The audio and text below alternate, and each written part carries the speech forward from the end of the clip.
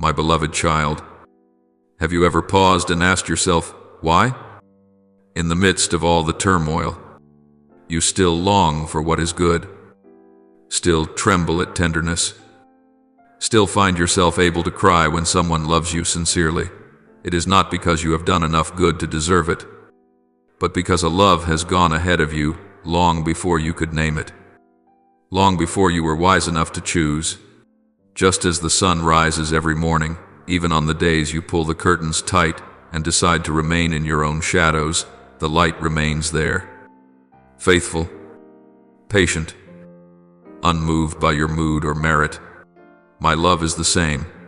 It is not a reward added to your score after you have lived well, but an atmosphere surrounding your soul, present before you ever did anything at all. You are used to relationships in which you must strive to stay, must prove yourself to avoid abandonment. So you assume, I am the same. But I do not come to you with a scorecard. I come to you with a gaze that has seen the entirety of your life, even from when you were not yet formed in your mother's womb, when you opened your eyes to the world and did not yet know my name. I was already there, like the one who waited for you at the threshold of existence. And from that moment until now, every breath you take has been wrapped in a love that has never withdrawn its yes. Think of a newborn child held in someone's arms before it can say, Father, Mother, before it can do anything to be worthy of those arms. It only cries, sleeps, needs to be cared for. And in that absolute helplessness, love reveals itself all the more clearly.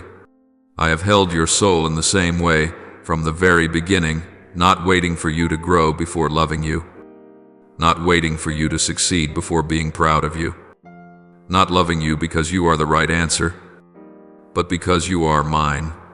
My love always arrives before any effort of yours. It is not the prize you receive after becoming better. If my love were built on your achievements, it would shake every time you failed. But because it is built upon my nature, it stands firm even when you fall apart. You have grown accustomed to a world where everything must be exchanged. So you imagine you must pay with perfection before daring to come near me. But the truth is, when you are most exposed, most weary, with nothing left to boast of, my love draws closest, just as a child is carried not because it can run, but because it cannot. Your soul is held in my arms, not because it is strong, but because it is in need. The more you understand this, the more you lay down the burden of trying to be worthy of love, and begin to learn how to be loved first, and from that place, to live differently. There are mornings when you wake with heaviness, look into the mirror, and think, yesterday I failed so badly, God must be disappointed. You stick labels on your forehead, not enough, broken, failure again. And you believe I look at you under those same labels. But I do not stand at your bedside as a judge with folded arms waiting for you to list your faults. I stand there like the rising sun, ready to touch every shadow within you if you would only crack the curtain of your heart. You have heard the words we love because He first loved us. Yet deep down, you still live as though you must love enough, believe strongly enough, stand firmly enough to earn my love. The truth is the opposite. It is knowing that you have been loved first, loved when you could do nothing to deserve it, that frees your soul to love, to believe, to rise once more. When shame leads you, you will avoid me, like a child who breaks something and hides in the corner. But when my love leads you, you will run toward me with the broken pieces in your hands, because you know I will not turn you away. Every time you return to me in confusion, you are not starting again from zero. You are returning to a river that has always flowed beneath every layer of your wounds and striving. I do not stand there to ask, why are you like this, but to whisper, I am still here, and we will walk forward together. You live in a world constantly saying, prove that you have value through achievements, appearances, skills, resilience. Little by little, you bring this same logic into your relationship with me, thinking you must pray long enough, serve enough, live holy enough to dare lift your face before God. But I do not invite you like a candidate arriving for an interview. I invite you like a child coming home, where the sofa is still there, the familiar blanket still waits, and the meal is still prepared no matter how late you return. When you pray with the mindset, "Please accept me because I have tried," you turn me into a demanding employer. But when you come and say, "I know I was loved first, so I dare to come with my truth," your heart begins to be healed. I do not belittle your beautiful efforts. I delight in them, but I never use them as conditions for opening the door.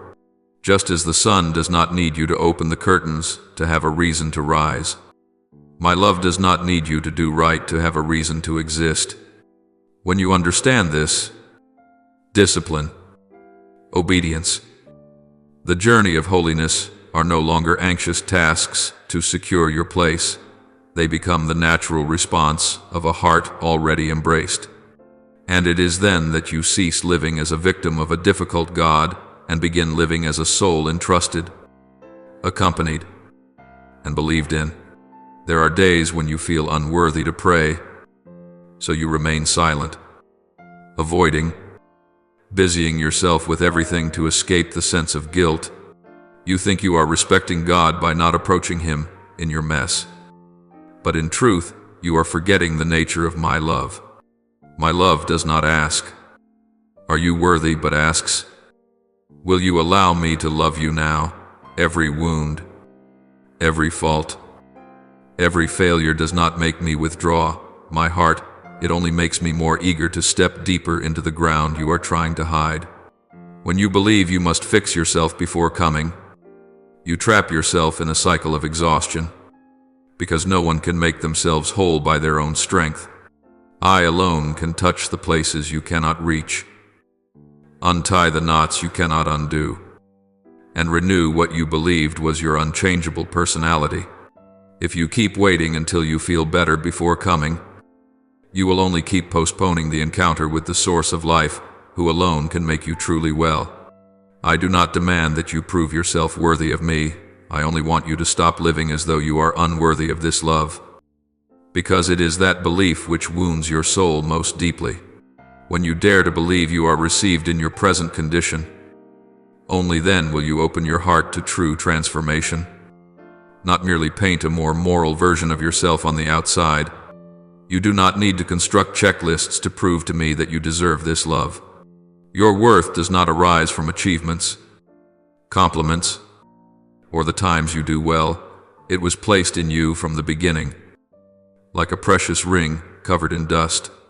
Dust does not remove its value, it only hides it for a while. Likewise, you may go through months of failure, misdirection, being underestimated, but that worth remains unchanged. There are times when you look at yourself through wounded eyes and think there is nothing worth keeping. The judgments of others, careless comparisons, circumstances that leave you breathless, these only cover the surface. Beneath that dust, what I placed within you remains intact, not erased by any hand but mine. I do not repair you so you may become more deserving. I cleanse you so that you may see what has always been yours. In the days when you struggle with the thought that you must do better in order to be loved, I do not turn my face away from you. You may believe that I only draw near to strong, confident souls who shine brightly in the world. But I often sit beside trembling hearts, uncertain of their own worth, like a name engraved on the palm of a hand, unseen yet present in every line. You do not have to touch it to know it is there. I have once said, I have engraved you on the palms of my hands, not as a note that can be erased when no longer needed, but as an eternal mark that time cannot wash away. When you doubt yourself, it is not because your value has disappeared, but because your eyes have been clouded by fear and the expectations of the world. I do not blame you. I only long to wipe away that dust so you can see again what has always been true. There are souls who believe they must prove themselves in every encounter. They work themselves to exhaustion in hopes of being recognized by someone. They love until it hurts, hoping not to be abandoned. They accumulate by every possible means so they might feel less small in the eyes of others. I have seen you standing in that crowd as well. I know how much you have tried, what you have sacrificed, how many tears you have shed over failures others considered insignificant. But human recognition has never been the right measure for your soul. Worth does not arise from approval, because the approval of the world changes with emotion, with seasons, with advantage. Worth comes from me, the Creator, the one who knows you even before you know what you need, the one who sees within you something no one else can define, not even with the most beautiful words. Look at a young sapling, small yet bearing the genetic code of an entire future forest. No one sees the canopy, the solid trunk, the shade it will cast when it has just broken through the soil. But the potential is already inside it. It needs no proof, no permission, no recognition. You are the same. I have sown in you capacities, callings, gifts that you only begin to discover when you live honestly with me, not because they suddenly appear, but because the armor of self-defense slowly falls away. I am not trying to teach you how to become someone else. I am helping you become the person I created you to be. That truth does not need to be proven, it only needs to be remembered.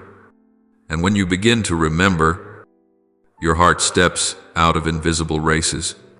You no longer seek approval from places that drain you. You do not live to impress, but to reveal the light I have placed within you. Worth is not something you carry to persuade others. It is the breath I give, the mark I engrave, the truth embedded deep within your soul. You do not need to stand before me as a witness defending yourself. You only need to stand as one who is loved, because my love has never demanded evidence. I do not love you because you are perfect. I love you so that you may grow in trust, a trust nurtured through slow steps, not through the fear of being rejected. If my love required your perfection to exist, it would no longer be love. It would become a contract, a condition, a cold exchange that would keep your heart trembling to keep up. But I do not come to you with a verdict. I come with an invitation. Let me walk with you in the unfinished places, the cracks not yet healed, the thoughts you have not yet found words to express, like the early morning light touching walls still dusty and unwashed. It does not scold or demand, it simply shines. And from that light, life begins to grow. My love does not ask, "Have you become enough?" It asks, "Are you willing to let me love you even while you are not yet enough?" There have been people in your faith story who thought they had to be perfect before they returned. Peter, on the night the rooster crowed, concluded that he was no longer worthy, that his promise had shattered, that the love he found in me had left him. But when I came to the shore, when the wind carried the smell of salt and the charcoal fire warmed cold hands, I did not ask him, "Why did you betray me?" I only asked, "Do you love me?" I knew he was not yet steady. I knew his perseverance still trembled. But it was my love that healed that trembling. Peter did not grow because of his perfection, but because he allowed my love to turn his weakness into a foundation for trust. I do not need you to be strong in order to love you. I love you so that you may become strong. In the same way, I did not first see David in his victory over Goliath, but in the moment when the shepherd boy played his harp in the fields, unseen, when no one recognized his worth. People love you when you win, but I loved you before you ever picked up the stone. When the crowds praised David's name, I knew how easily a human heart could be swayed between pride and fear. So I led David through seasons of hiding, nights of loneliness, moments of doubting himself, not to humiliate him, but to help him understand that my love was not attached to a throne and did not vanish when the throne shook. That love is shelter, is refuge, is the source that helps a person grow in trust, not in fear. When you believe you must be complete for me to accept you, you unintentionally raise a wall between us. The fear of judgment makes your heart hide in the narrow sky of expectations, like a child hiding behind a door for fear of being scolded after breaking a cup. But I do not search for the wall to smash it. I look for the small footsteps when you dare to come closer. You do not grow by carrying everything alone. You grow by letting my love enter the places you were once afraid to expose. I do not want you to run to me only after you have polished yourself until nothing rough remains. I want you to come in honesty, so that my love can gently touch each imperfect corner without denying who you are. When your heart learns to trust, fear will no longer be your motivation. You will no longer choose what is good out of fear of punishment, but because you know you belong to me. Trust is not a fleeting rush of excitement. It is the rhythm of the inner life. Each day you open the door a little more, allowing me to bring order to the chaotic parts within you. Fear drives you to try to control everything. Trust lets you rest in the assurance that I am there, even when you do not yet see the outcome. Trust does not hide your weaknesses. It allows them to become bridges between your soul and my love. When you live in that trust, you will realize that my love has never been a reward for the victorious. It is the beginning given to those who dare to start. When you live as though you are unworthy of me, you are not being punished. You are simply neglecting grace. Grace is not strict. It does not knock and then walk away the moment you hesitate. It remains like a glass of water on the table, not forcing you to drink, but always present when you are thirsty. You do not receive it, not because the glass has vanished, but because your eyes are fixed on lavish banquets you believe you do not deserve to join. Waste begins in moments that seem harmless, when you think you must fix yourself first before daring to return, when you believe your weariness will disappoint me, when you imagine I only want to see a better version of you. But grace does not wait for you to be complete. It only waits for you to admit that you need it. You worry about your stumbles, and then use those stains as reasons to distance yourself from me. Like a worker coming home with dusty hands, standing outside the door because he fears dirtying the floor. Yet what I desire is that you step in. Place those hands in mine so I may wash them for you. There is no judgment, only shared understanding. When you turn your back, I do not grow angry. I only see something sorrowful. You are trying to survive your thirst when the spring has always been near. The emptiness you feel is not a punishment. It is merely the quiet space created when you do not reach out. Grace does not leave, but your heart can learn how to stop seeking it. There are days when you feel useless, only because you see others possessing what you do not have yet. In those moments, you believe I love them more because they are stronger, because they make fewer mistakes, because they know how to live their faith better. And that very thought makes you retreat, like a guest who stands at a friend's door, assuming they are not invited. But my invitation does not depend on your clothing or your preparation. It is written in a love that existed long before you ever knew how to respond. You may come to me with a heart covered in mud, with a weary day, with the honest admission that you still do not know how to be better. Grace does not ask what you have to offer. It simply opens wide its arms so you may lay your burdens down. This gentle wastefulness does not appear in grand decisions, but in small choices. When you are tired yet say nothing to me, when you are hurting yet turn to silence, when you are lonely yet tell yourself, surely he doesn't care about things this small. I do not demand that you transform night into dawn before approaching. I only want you to open the door a little so the light has enough space to enter. But often, you pull the curtains tighter because you think you are unworthy of the sunrise. And so, you spend long hours in the dimness, not because light is lacking, but because the heart refuses to face it. If you have ever wondered why your soul is dry, the answer is often very simple. Not because I withdrew the water, but because you grew accustomed to living without drinking. Not because I closed the door, but because you stand in the hallway believing you need a special key to enter a room already bearing your name. When you live as though you do not deserve me, life does not collapse immediately. It only grows heavier day by day. You begin to endure things that should have been given to me, and your heart forgets that grace is not a rare prize to be earned, but a living source constantly flowing, waiting for you to stretch out your hand. Self-contempt is not humility. It is an invisible cage that restrains the soul from entering love. Humility is seeing yourself truthfully in my light. Self-contempt is seeing yourself in the shadow of human judgment and mistaking it for truth. Humility allows you to receive. Self-contempt makes you withdraw your hand.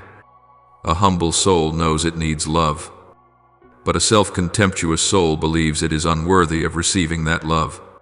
It is like a bird standing in an open cage, refusing to fly because it has become accustomed to the bars, not because its wings have been cut, but because its mind has accepted the lie that the sky is not meant for it. You are the same. Many of the walls you fear are only thoughts you have fed for far too long. You often confuse humility with shrinking away from grace. You think that rejecting compliments is noble, that refusing my support is the spirit of independence. But the nature of life is not to reject the light. It is to merge with it, to grow. When someone speaks well of you, your heart pulls back, and your reply is, no, it was just luck, or it was nothing, as if everything good in your life were a coincidence. You do not realize that when you deny your own worth, you are denying the hand with which I have touched your life. Humility does not ask you to extinguish every ray of light shining from you. It only asks you to remember where that light comes from. But self-contempt is different. It convinces you the light should not exist, that it is a mistake, that it must be snuffed out. Some people see sunlight through the window, yet they are the ones who lock the door from the inside. They do not blame the sun, and they do not attempt to unlock the door. They simply live in darkness out of habit. You, too, can become that person when you believe, my presence is meant for souls better than you, cleaner than you, more deserving than you. Self-contempt keeps you in a dusty room, watching the light slip through a crack and telling yourself, surely that light is not meant for me. But the light shines whether you open the door or not. The only difference lies in whether you allow it to touch your skin. You are not being pushed out of love, you are refusing to enter it.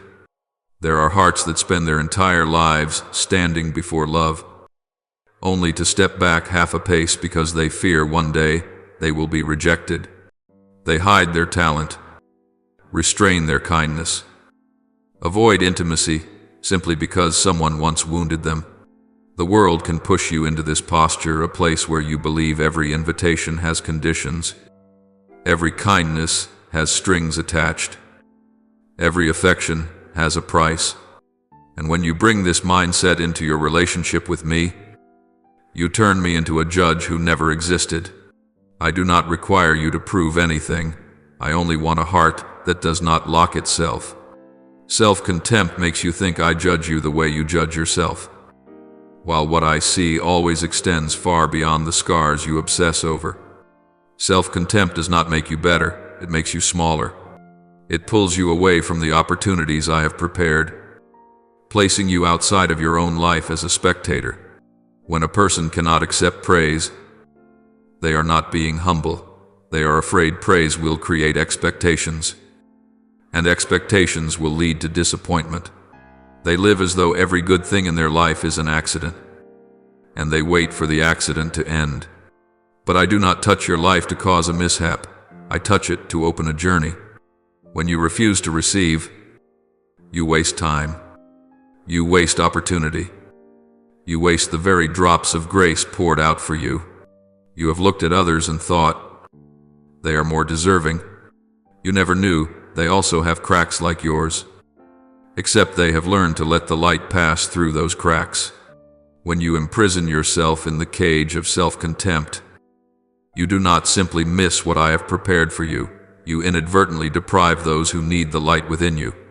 My grace does not come for you to hoard it like treasure in a vault. It comes so you may live, so you may give, so you may spread it. But self-contempt stops you at the threshold. I am not good enough to love anyone, or I am not strong enough to help anyone. Self-contempt makes you forget that light does not come from your ability, but from the source within you. A humble soul knows that it always needs me. An insecure soul believes that I will be disappointed when I see it. Pure humility opens the door, but insecurity locks the door and stands behind the curtain, watching the world through a tiny slit and wondering why it never belongs to life. You do not realize that the only chain holding you back is not my judgment, but the judgments you have accepted from within yourself. I did not create them, but you received them and turned them into law. Insecurity is not suffering to be viewed in pain, but in regret. It does not make the sky collapse. It simply slows the springs within you, leaving the seeds I have sown to languish in the soil. And one day, when you look back, you will ask, why was I never transformed? Well, the answer is very simple: because you never stepped out of the cage that was already open. I do not demand that you tear down the bars. I only want you to understand this: they were never truly locked. The root of living as though you are unworthy does not lie in sin. It lies in forgetting that I am the Father. When you look at your weaknesses through the eyes of the world, you see only flaws, failures, and limitations. But when you look at those weaknesses through my heart, you see the beginning of the return. A soul does not lose its worth just because it has strayed. It merely forgets the way back. Shame does not make you humble. It only makes you run from the light that rightfully belongs to you. I never shut the gate against you. You shut the gate against me, because you believe that I will judge you as harshly as you judge yourself. But here is the truth: I loved before you knew how to apologize. I embraced before you knew how to explain. I walked out to find you while you were still hesitating. In Luke 15, the son returned with a plan to beg for the role of a servant, but the father ran to meet him, asking for no proof, posing no question about the path of failure. You must see this: the father did not stand waiting at the doorway to test whether the son was worthy.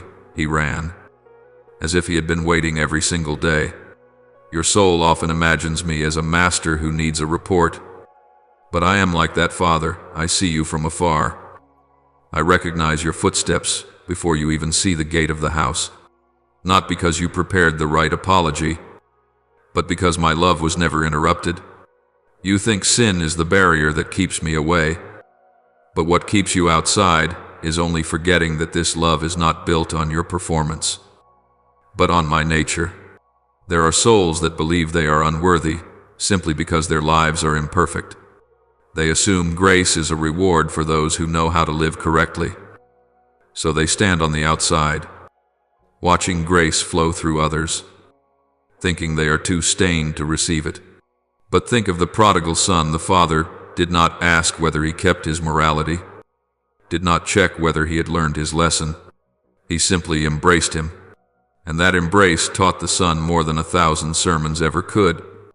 You wait to be good enough before coming to me, but the soul will never be good enough if it tries on its own.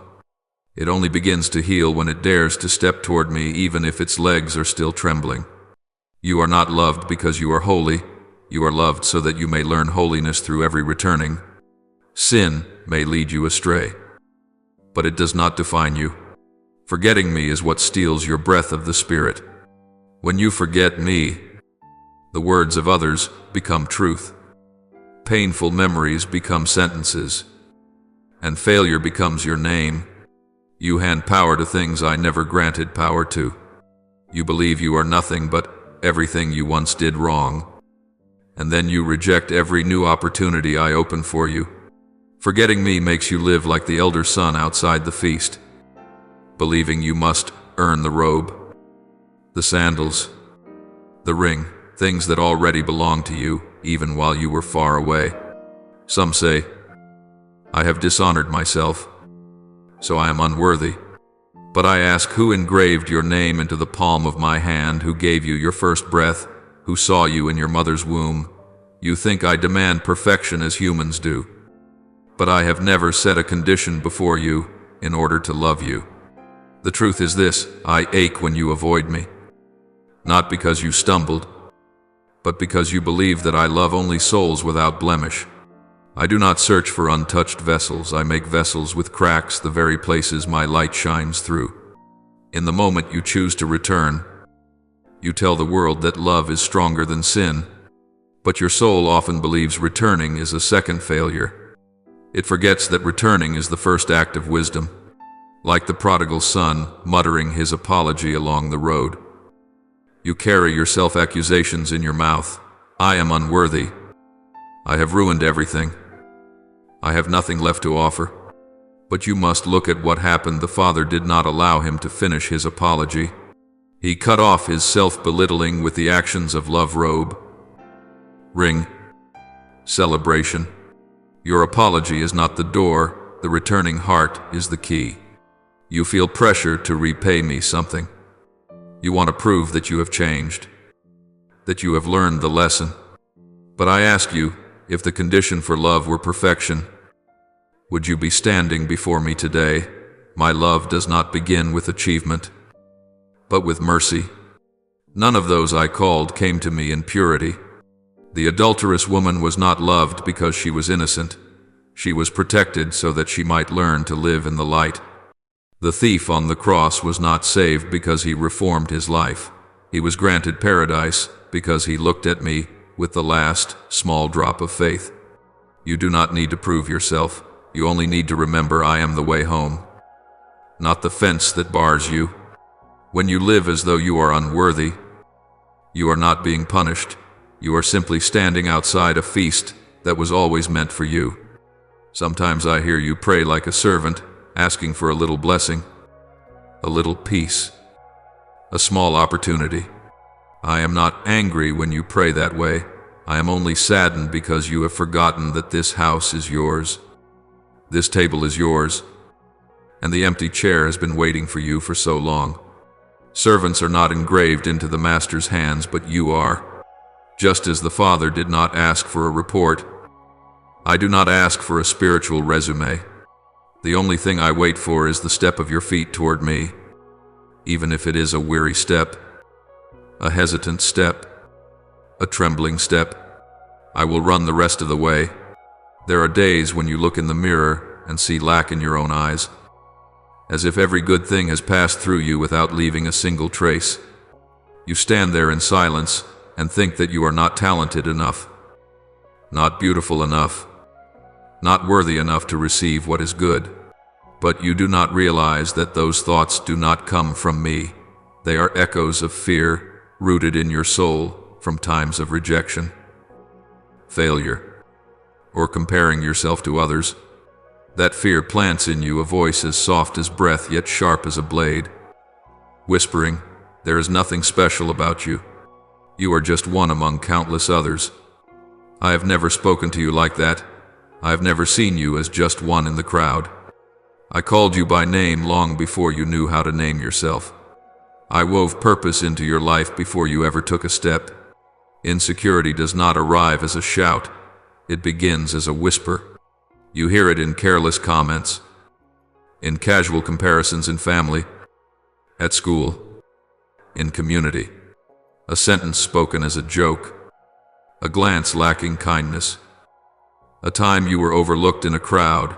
These things remain like fine dust in your mind, not hurting you immediately, but gradually obscuring the truth you carry inside. When you are lonely enough, tired enough, insecurity begins to disguise itself. It wears the cloak of humility and makes you believe that putting yourself down is a virtue. But humility is knowing that God is greater than you, Insecurity is believing you are so small that you are unworthy of his attention. These two are not the same, and I have never invited you to live in the second. Remember a very simple image, a house in the afternoon with sunlight shining through the window. The light is always there, always wanting to touch every corner of the wall, every speck of dust, every pocket of space. But if the window is locked from the inside, the light can only rest against the glass. My grace is the same, never withdrawn, never weak, never weary, but a heart accustomed to insecurity will gradually lock its own windows. Not because the light is not strong enough, but because you no longer believe you are worthy to open. And when that door has remained shut long enough, you no longer remember what it feels like to be touched by light. When you believe the echo of fear, you begin to treat yourself as the exception to my love. You think I can love others, lift them up, heal them, call them into peace, but that with you I will only watch from afar and wait until you are better, holier, stronger. But that is human logic, not mine. I do not love you because I love you first, and it is that prior love which makes room for you to grow, not some perfection you have already achieved. Insecurity says, when I am good enough, I will be accepted. I say, when you return, you belong. Fear does not create value. It only magnifies wounds that have not yet healed. It makes you remember every insult, every memory of being left behind, every season of loneliness. But it blurs all the moments when I helped you to stand again. When you listen to fear long enough, you mistake it for truth. When you look at yourself in a distorted mirror often enough, you start to believe that is your real face. Inner insecurity is not the response of a humble soul standing before God. It is the residue of a world too busy to see you as I see you, and too limited to understand the worth I have placed inside you. Do not blame your soul for believing those lies. They were planted in you when you were too young to have the words to resist. But you can bring them to an end, not by becoming extraordinary, not by proving yourself before the world, but by a simple yet powerful recognition you have never needed to prove yourself to be loved by me. When you step out of the cage of insecurity, it is not because you have learned to fly better, it is because the door was never locked, and the light is still waiting outside, as patient as when I first created you. There comes a point in every soul's journey when you begin to run toward invisible standards. Like someone running on a treadmill, your feet move constantly. Sweat pours down. Your heart pounds hard, but no road opens ahead of you. You hear your labored breathing and call it progress. You see the step count soaring on the electronic screen and think your life is moving forward. You notice your flushed, exhausted face and feel proud, believing you have tried your best. Yet all of it is only circular movement, leading you nowhere, wearing the soul down like a gear spinning endlessly inside a machine, never once touching the sunlight. Effort made to prove yourself never has an end, because its goal is not growth, but approval. When you begin to live from a place of having to prove yourself, you lay each brick of your life on the eyes of others, hoping they will see and praise you. You work not because it is right, but because you fear comparison. You love not out of kindness, but because you fear being left alone. You pray not to listen to me, but because you are afraid I will forget you if you fall silent.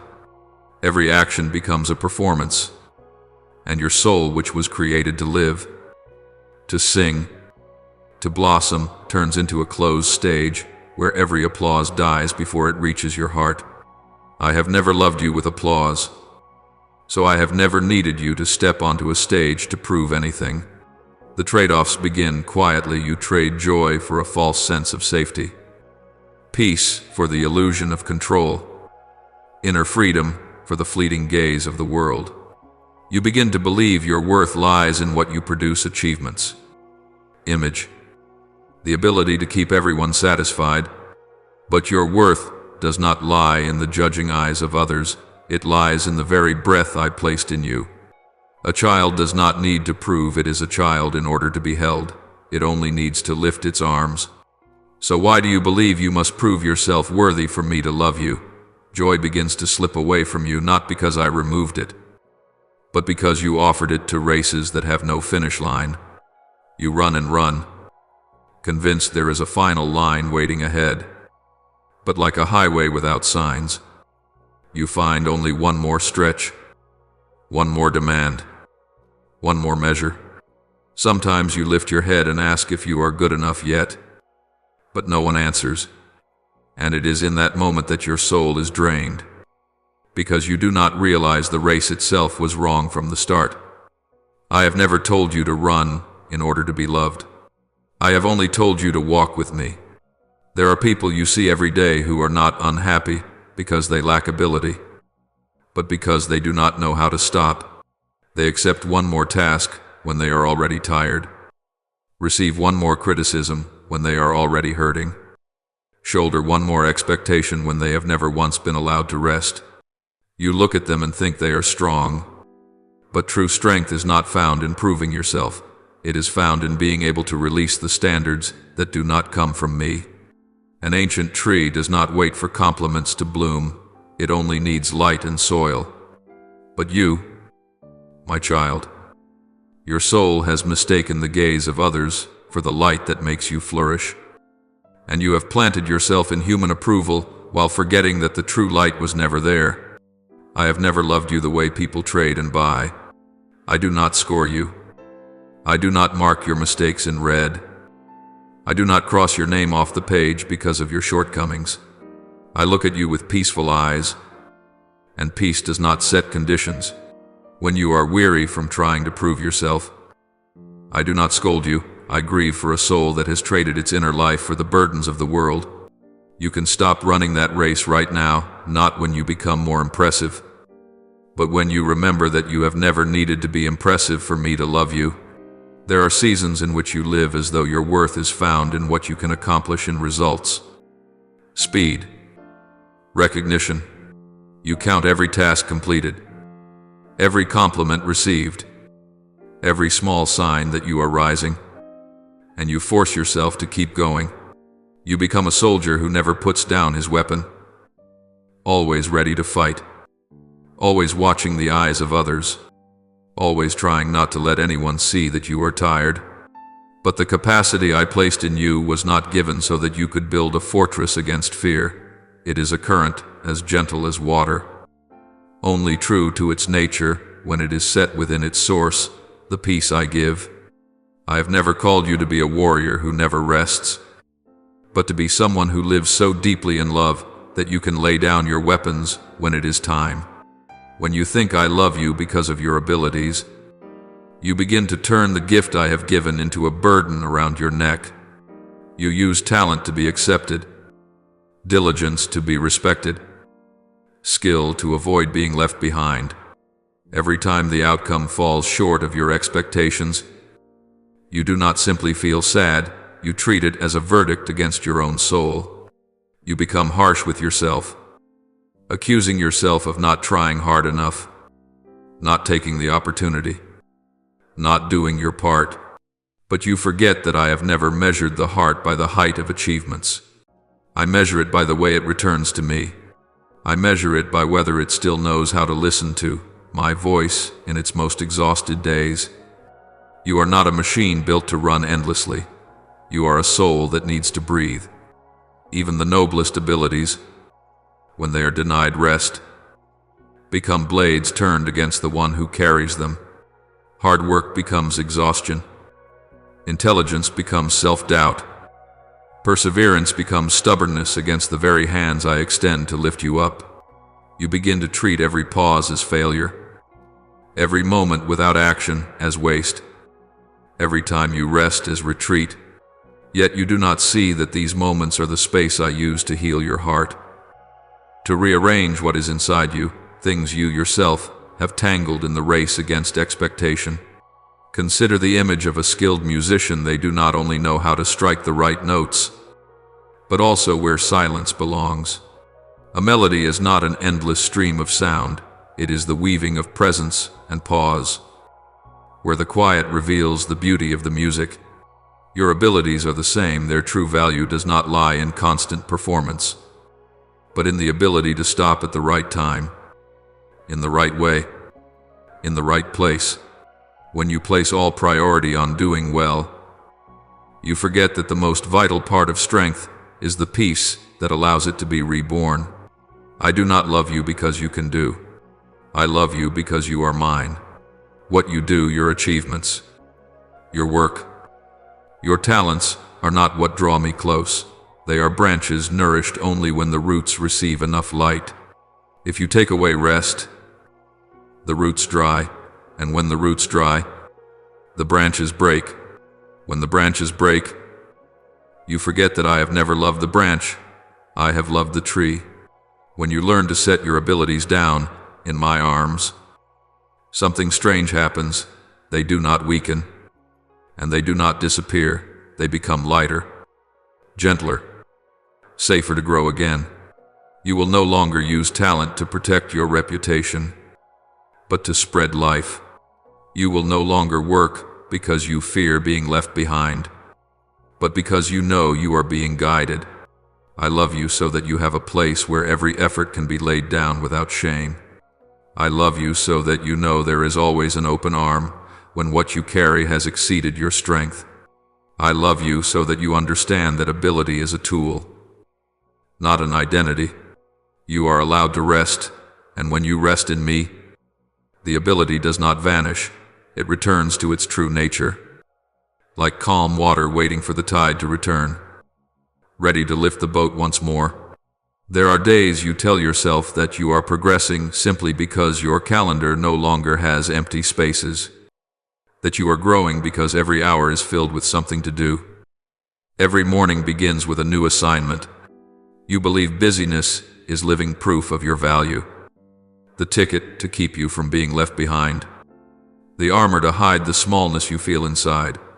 But busyness does not teach you how to live, it only teaches you how to endure. It does not expand the soul, it dries the reservoirs within you, leaving you like cracked earth beneath the sun, wide to the eye, but barren beneath the surface.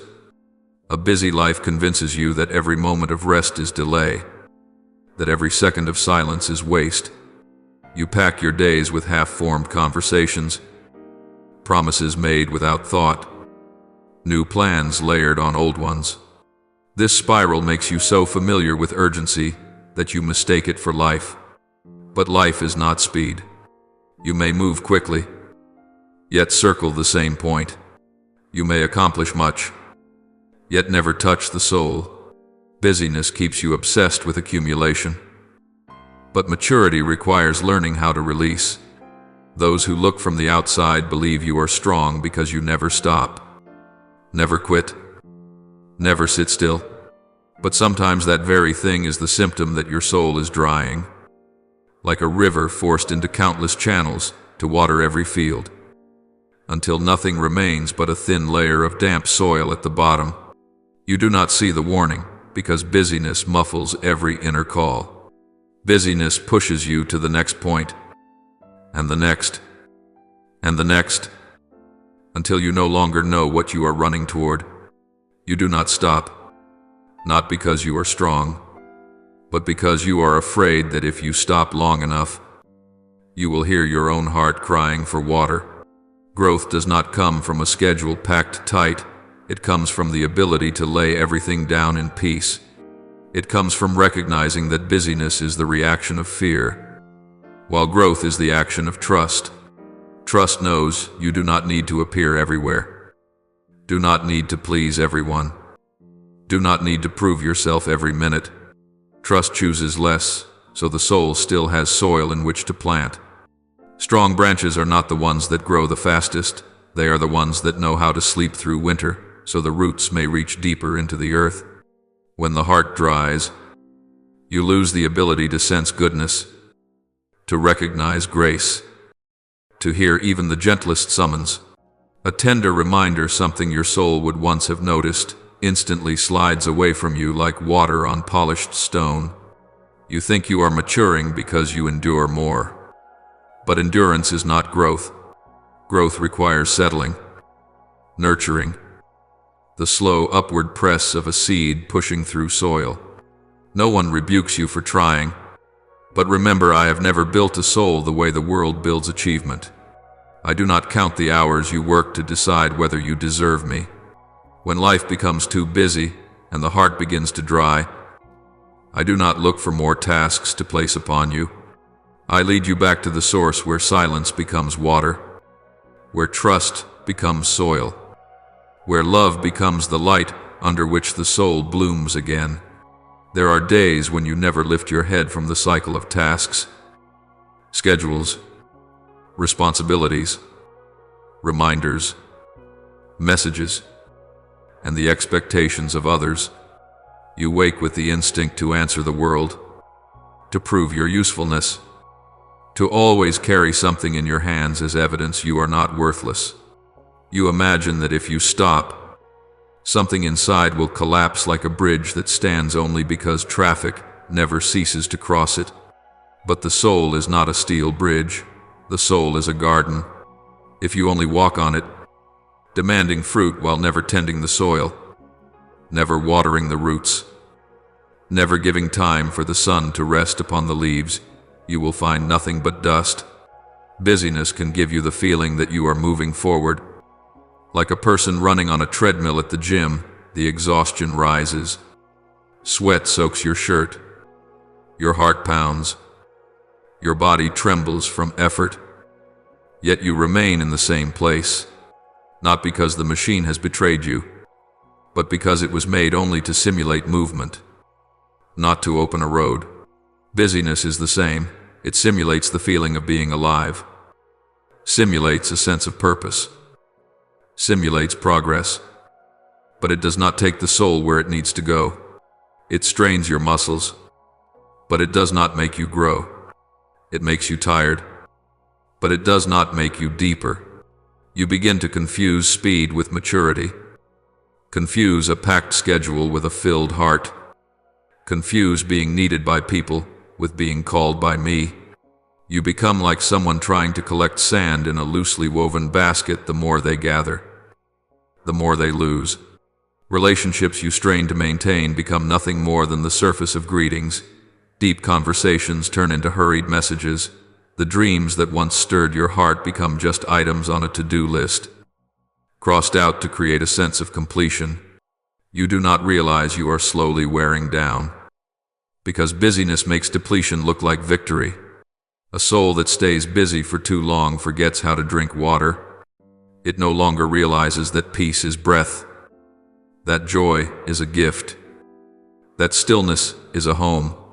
It only knows how to keep burning, like a lamp that never stops shining at full capacity, even when the oil is gone. It learns how to endure instead of how to live, how to grit its teeth instead of open its heart, how to tolerate pain instead of wait for me to bind its wounds. Each day, you lose a measure of gentleness, a measure of peace, a measure of gratitude, and then at some point, you find you can no longer feel the beauty of what once made you smile, not because it has vanished, but because you no longer have room to pause. Busyness is not evil, but it is the illusion of wholeness. People chase it because they believe busy means useful. Useful means loved, and loved means allowed to exist. But my love for you does not operate according to that chain of cause and effect. I do not love you because you get things done. I love you because you were made to belong to me, and that love does not flourish in noise, in frantic pace, in pages of calendars torn away too quickly.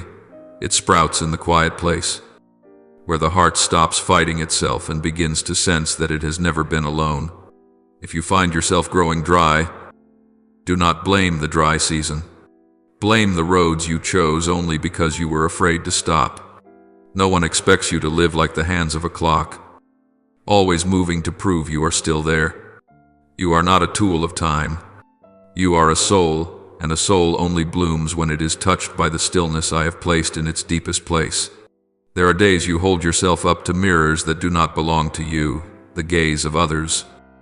Offhand compliments, fleeting signs of acceptance that appear and disappear like morning mist that has not yet settled on the leaves. You learn to measure your worth by other people's reactions. A nod makes you feel relieved. A criticism makes you collapse. A moment of attention gives you confidence. A moment of being forgotten makes you shrink back. You do not realize that when your soul lives by those rhythms, it has handed over the right to define itself to those who cannot see past the thin surface of life. I made you with dignity, not so you would barter your soul away for passing glances. Living to impress is like standing on a stage whose curtains never close. You perform role after role, changing your inner costume just to match an audience that never stays long.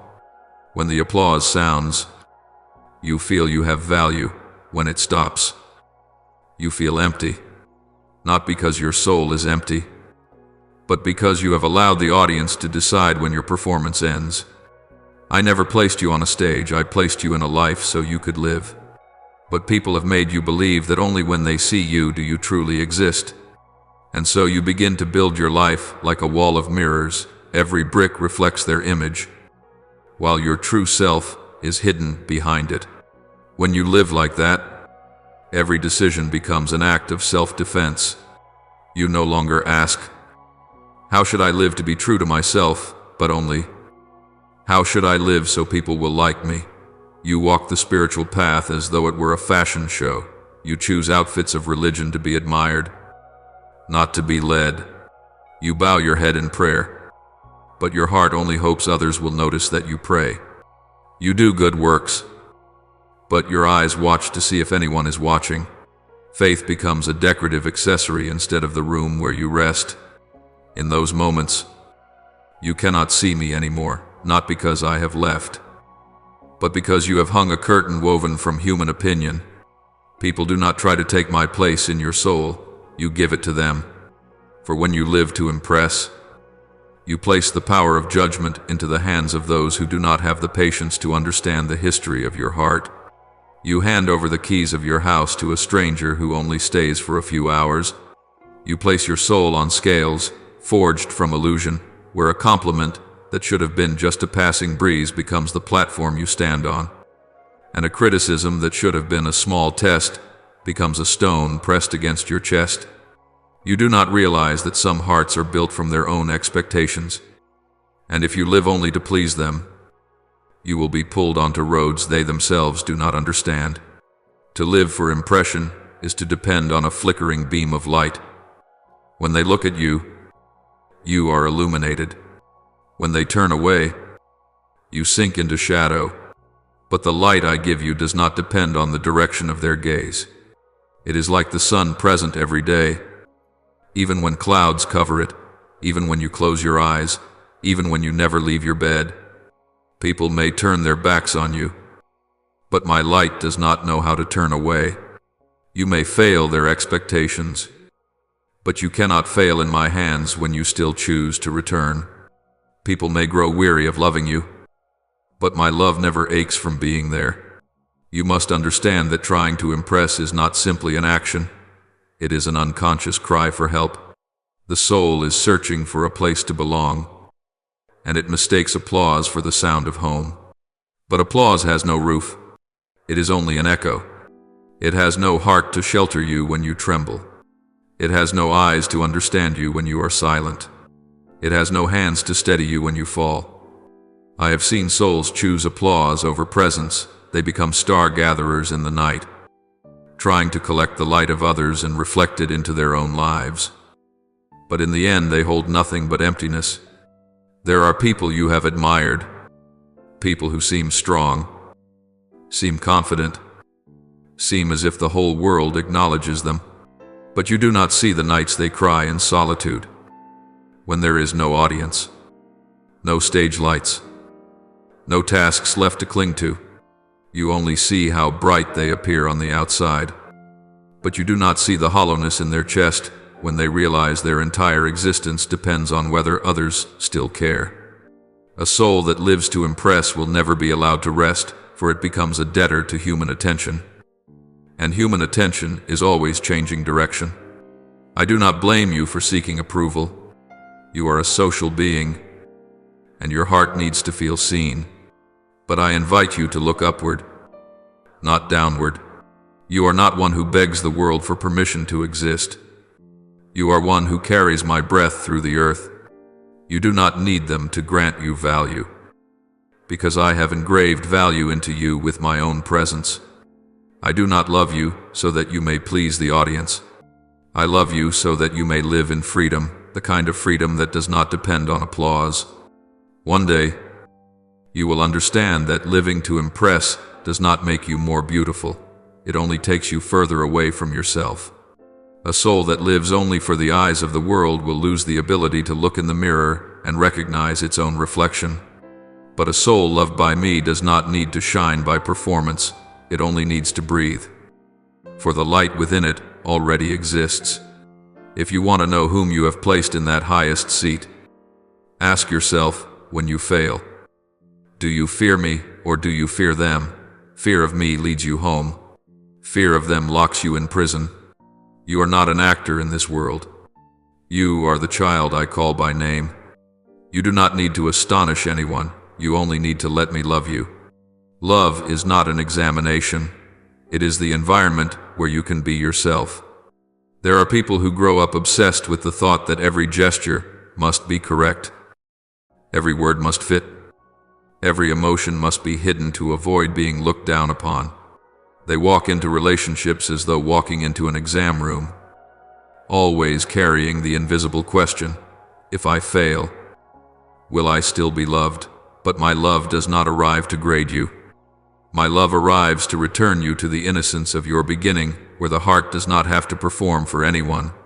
When you love with the fear of failing, your soul shrinks like a bird flying through a storm. But when you love within safety, you return to the natural rhythm of your breath, not forced to create one. One day, a woman was dragged to the center of the square. They did not love her. They turned her life into a test of their own morality. The hands gripping stones were not moved by justice, but by the need to feel more righteous than another. They placed her before me as one places a student before a blackboard, waiting for me to write down her sentence. But I did not play that game. I knelt and wrote on the ground, forcing every eye that sought condemnation to look first at themselves before looking at her. When the stones fell from their hands, it was not because she was good enough, it was because they were not good enough to be judges. I did not ask her to recount her mistakes. I did not demand proof of her transformation. I simply said, I do not condemn you. That was not a moral footnote, it was a home. I did not merely erase her guilt. I returned to her the environment in which her life no longer needed a mask. Do you see, when I stood beside her, I did not expect her to become someone else in order to be loved. I loved her so that her heart would have safety enough to begin a new life. And my words that followed, go and sin no more, were not a strike against her soul, but a doorway opened into freedom. I did not demand perfection before forgiveness. I forgave so that she might learn how to walk as a free person. When love is true, it does not make you tremble, it makes you breathe. But how many times have you lived like that woman before meeting me, not because others threw stones, but because you held invisible stones for yourself? You ask, am I good enough? Am I worthy to enter this relationship? Do I deserve peace? Those questions were not born from me. I never placed you in an arena. I created you in a garden.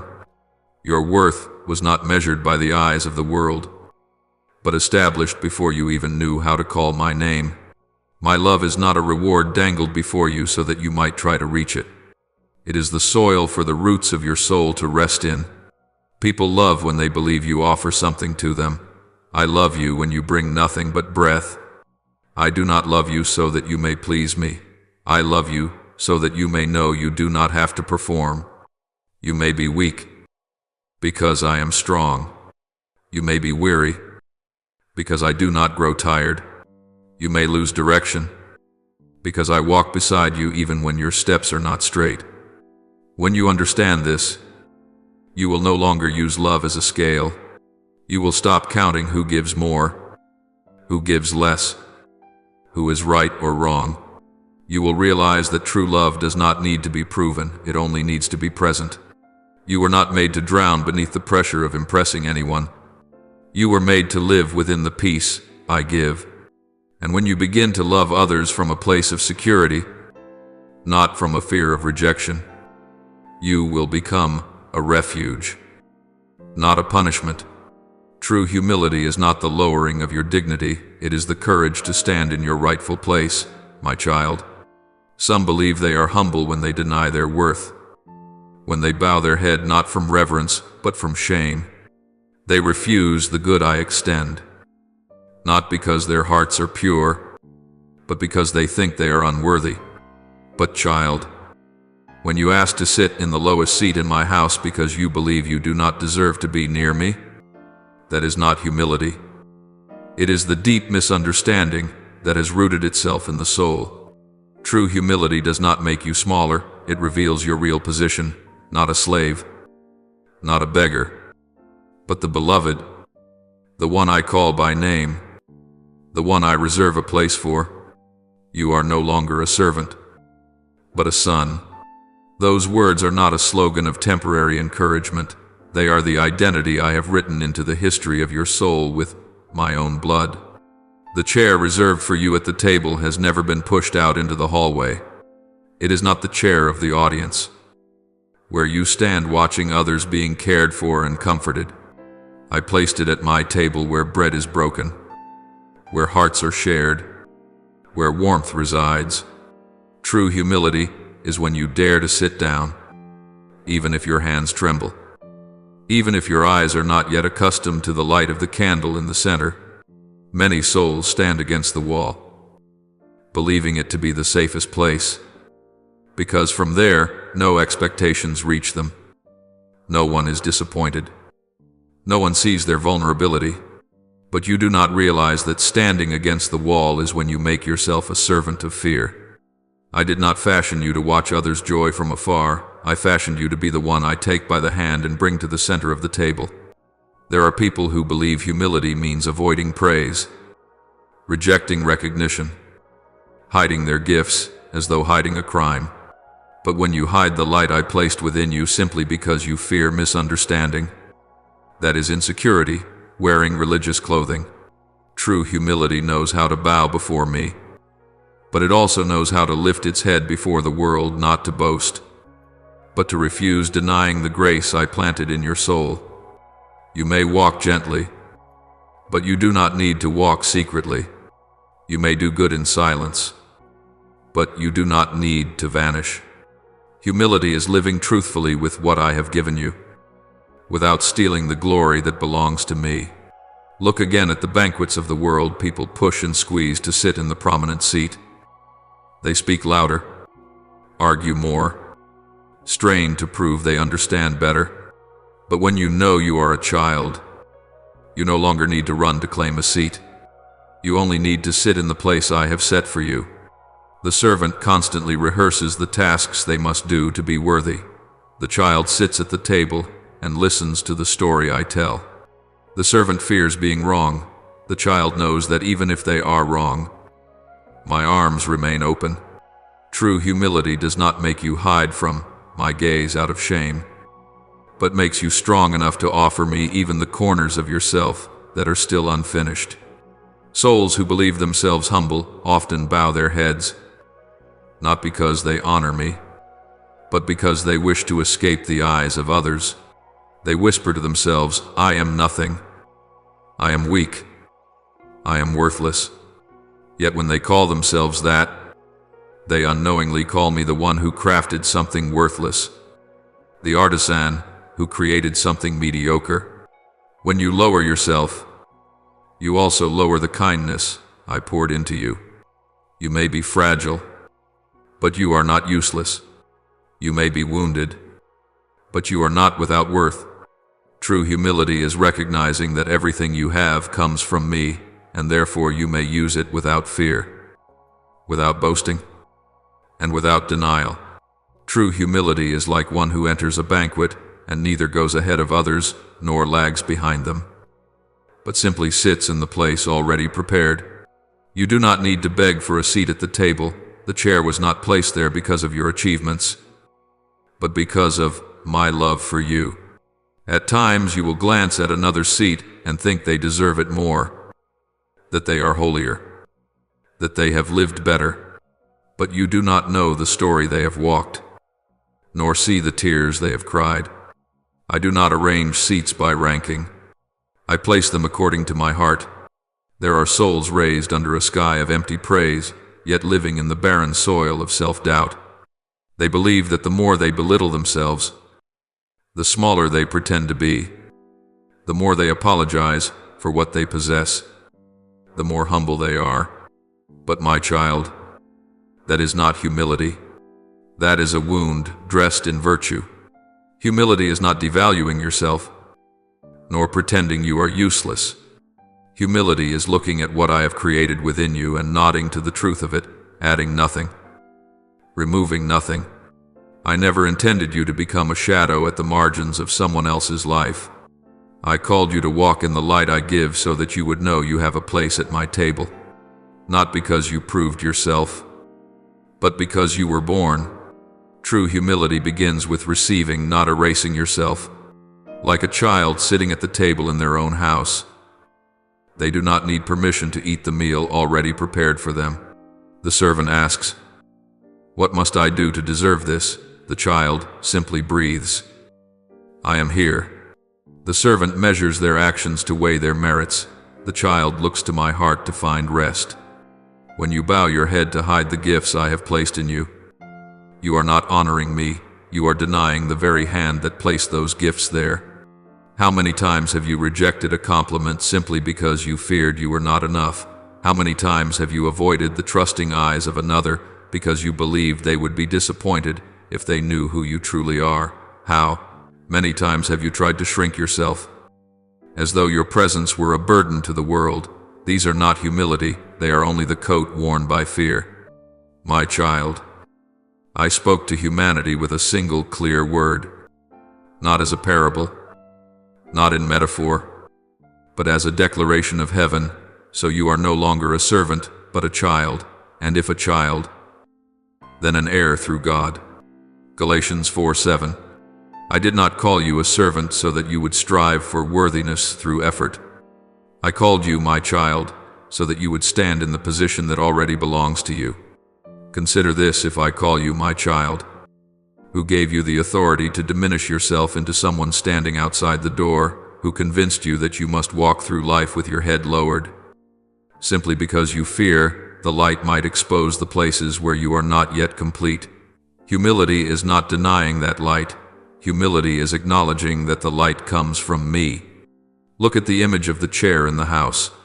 There is a chair for you at the table, not on the doorstep, not in the spectators' row. You often choose to stand at the side merely to avoid the feeling of being seen. You believe that if no one notices you, then you cannot fail.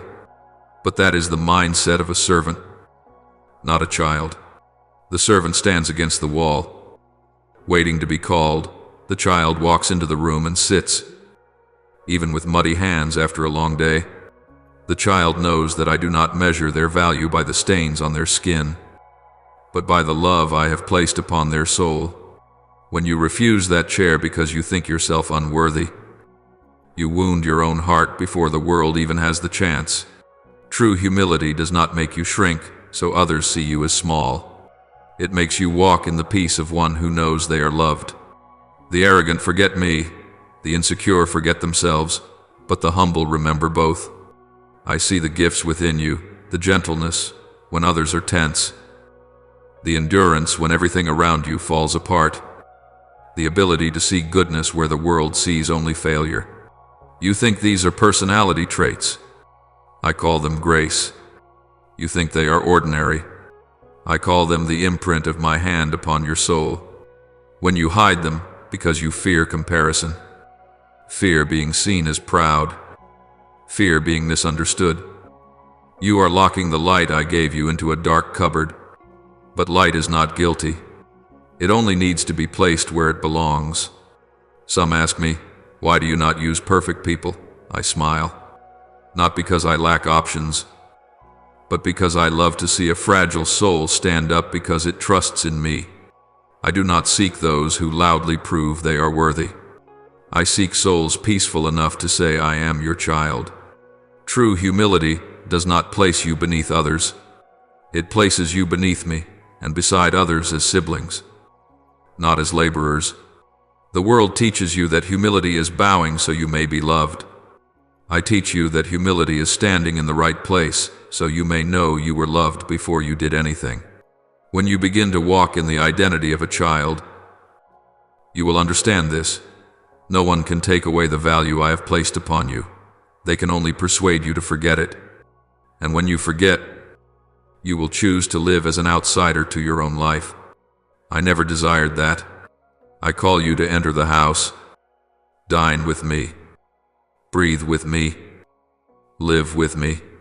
For the child does not beg for the right to be loved, they simply open their hands to receive it. There is a paradox. Many souls never become clear enough to realize what causes talent to wither is not failure, but the fear of endless proving. When you begin to live as though your abilities are a ticket to acceptance, every action becomes a contest. Every sentence becomes a test. Every step becomes a measure of whether you are good enough. But I did not place talent in you as a wall to lean against when the world doubts you. I placed talent in you as a garden for us to tend together. A garden does not bloom because of the crowd's applause, but because of rain, because of light, because of roots growing quietly in the soil. Your abilities are the same. They do not grow strong by applause, but by the peace of knowing you were loved before you did anything at all. There are people who once blossomed in their calling but slowly dried up because they forgot the most important truth: ability is a gift, not an obligation. They carry on their shoulders the weight of pleasing people, fulfilling expectations, appealing to the crowd. They begin like a vine blooming in the sunlight, but gradually become a treadmill with no end point, always accelerating yet never knowing what waits at the end of the path. They ask why joy disappears, why the soul becomes heavy, why everything suddenly grows cold even though there is still light on the outside. They do not see that what makes them wither is not the work or the responsibility, but the posture from a child to a hired servant. I have never wanted you to live as a hired servant to your own calling. A hired servant fears losing the job. A child knows the house belongs to them. A hired servant performs every talent to keep their place. A child simply breathes in love, then does what they have been called to do. When you live in my love, your abilities are freed from the pressure of becoming evidence. You no longer worry, what will they think of me? Am I enough? Do I deserve this? You simply look to me and ask, where should I sow seed today? Because, my child, talent is not a report card of worthiness. It is the current of my love flowing through you. Look at how people try to convince the world that they have value. They do more than necessary. Speak louder than their truth. Strive to shine in every room as if every gaze is a verdict. But does the light ever ask permission from darkness to appear? Does a flower ever ask an audience before it blooms? Does the sea ever need applause to make waves? Talent does not need to be proven in order to be talent. It only needs an atmosphere of peace in which to put down roots, to grow, to be nourished as I intended. When you draw from love as your source, you will be surprised the things you thought you had to strain to accomplish suddenly become natural. The abilities you believed were dead rise again like new shoots after winter. I know there are days when you try so desperately to be good enough that your soul is more exhausted than your body. You are not merely working, you are battling the phantom of not enough. Today's success becomes nothing more than temporary proof that you will fail tomorrow. You imprison yourself in the merciless loop of comparison. The moment you touch accomplishment, you fear losing it. The moment you are praised, you fear being criticized. The moment you rise, you fear being dragged down. In that war, talent no longer blossoms. It contracts. Cautious. Defensive.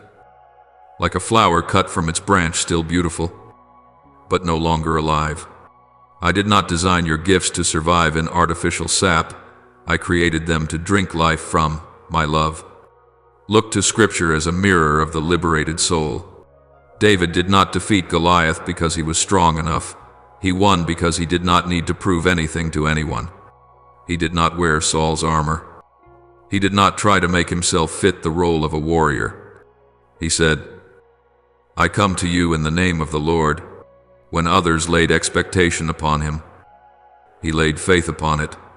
When they doubted, he stepped into the path of love, and in the peace of knowing who he belonged to, the small stone became an instrument powerful enough to topple the giant, not because the stone had power, but because the heart knew to whom it belonged.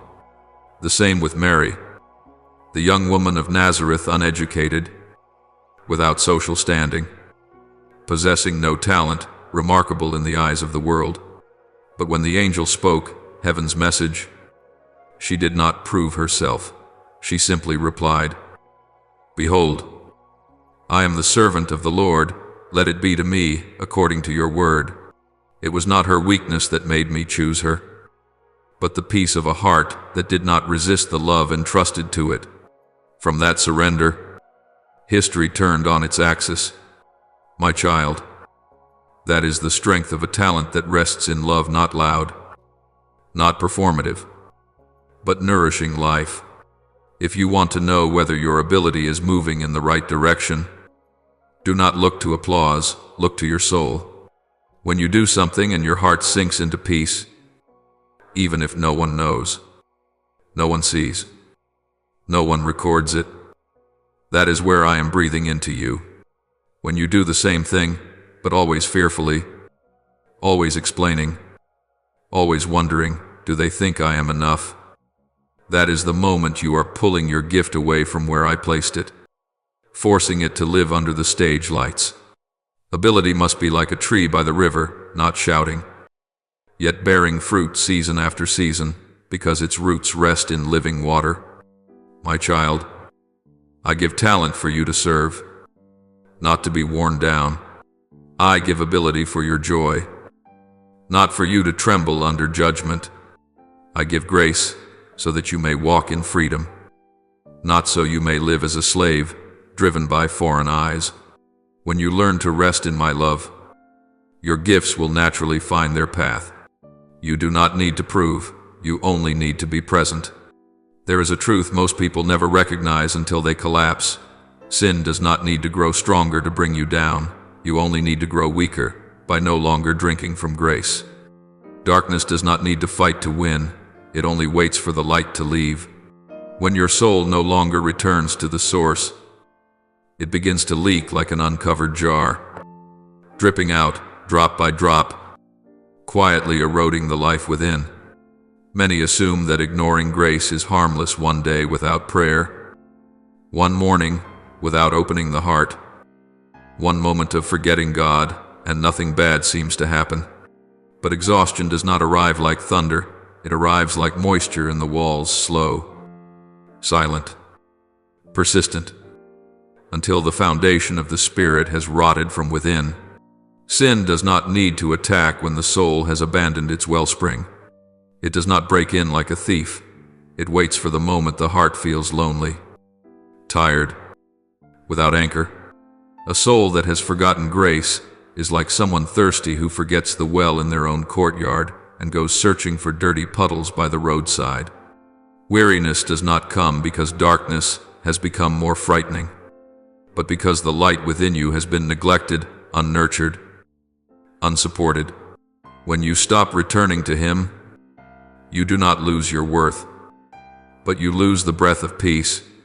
The soul is not defeated, it simply loses its rhythm. There are many who live morally, yet collapse inwardly. not because they commit great wrongs, but because they are exhausted in self-sustenance. They strive to be good, to overcome, to be strong. Yet all that resistance is drawn from an empty will, untouched by grace, like a green tree cut off from water, still standing upright out of habit. Its leaves do not fall immediately, but they dry, become brittle, and one by one, detach. That is the life lived. While ignoring grace, you may still appear alive, but life is no longer moving within you. Grace is not a one-time medicine. It is the very breath of the soul. When your breathing is constricted, your lungs do not explode. They simply lack oxygen. Your mind spins.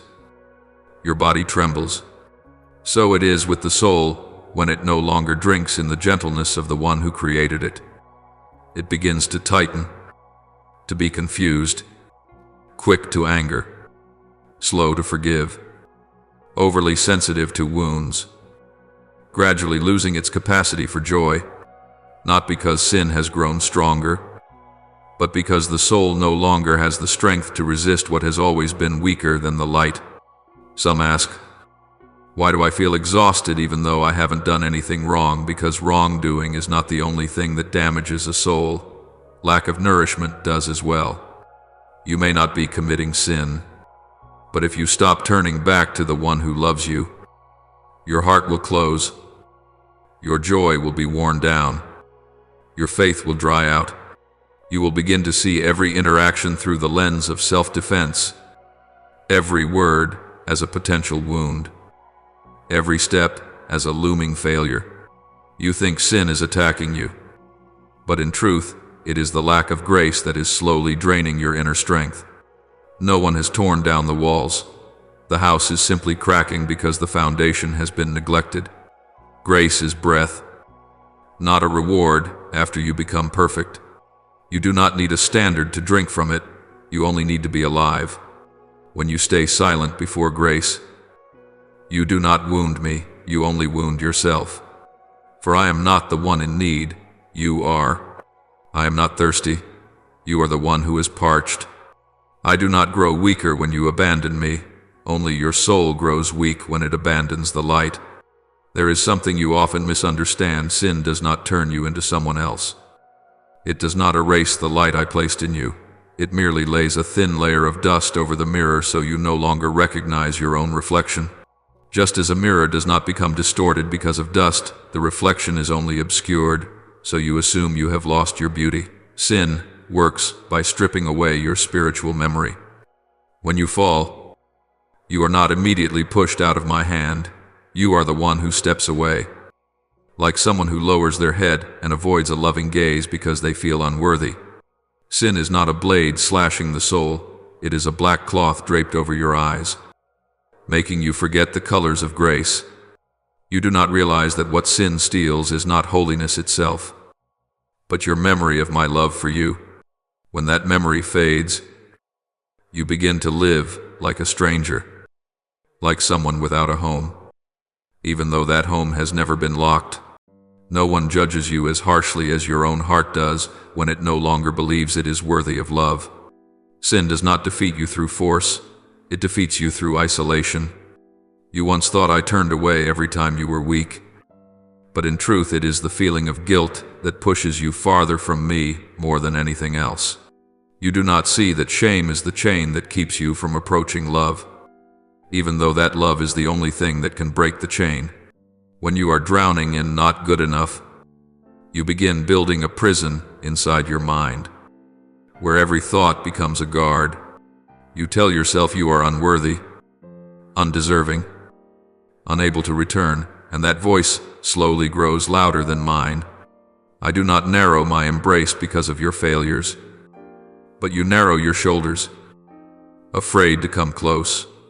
Some people do wrong and rush to me and panic, hoping I will be angry so their guilt will feel deserved.